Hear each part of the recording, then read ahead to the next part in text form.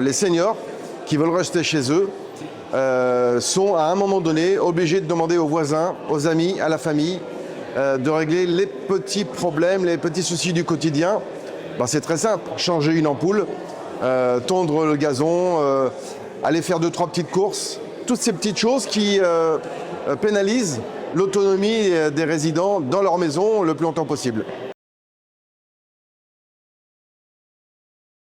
On a listé les besoins, après on a cherché des prestataires pour combler ce manque. On a ensuite créé une structure qui nous permet de sélectionner les prestataires, de vérifier leur travail, leur pertinence, leur rapport qualité-prix, leurs tarifs, et après de le proposer à nos adhérents, qui c'est un service municipal.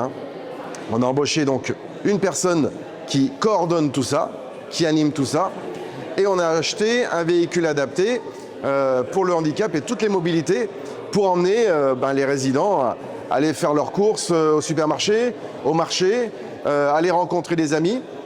C'est aussi une petite navette sur mesure sur notre territoire communal.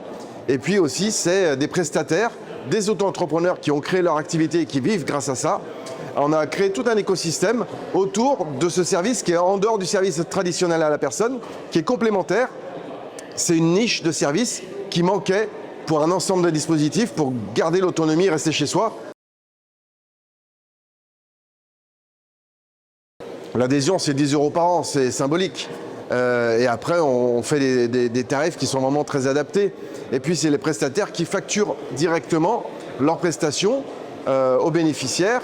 Et comme ça, nous, on est là comme garant moral et technique pour les bénéficiaires. C'est-à-dire qu'on ne se fait pas avoir par une prestation comme on peut avoir le cas dans certains cas où des abus peuvent être mis en place par des gens peu scrupuleux et qui profitent de la gentillesse de nos seniors.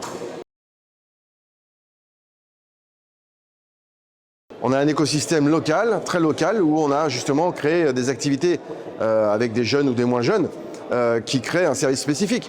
On nous demande beaucoup la tonte de gazon, les petites choses, les tout petits travaux qui ne sont pas du tout dans le service à la personne. Et aujourd'hui, c'est pratiquement 20% des plus de 65 ans de la commune qui bénéficient de ce service.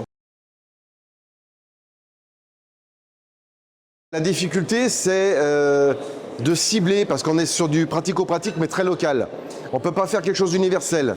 Le département a essayé de le faire avec la Poste, avec des grandes mutuelles, quelque chose de très grand. Mais c'est pas possible, ça ne marche pas.